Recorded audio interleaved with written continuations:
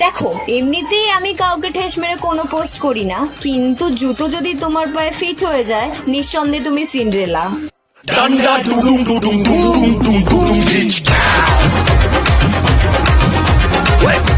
বললে না তো তোমার গার্লফ্রেন্ড আছে? বলো বলো, কে সেই লাকি গার্ল? তুমি। ভরা নৌকো ভাসে যদি। ফোনে রিচার্জ বাড়িয়ে দিয়েছে, তোমাদের হয়তো টেনশন হয় না, আমার খুব টেনশন। টাকা পাবো কোথায় থেকে? আমি তো আবার লক্ষ্মী ভান্ডারও পাই না।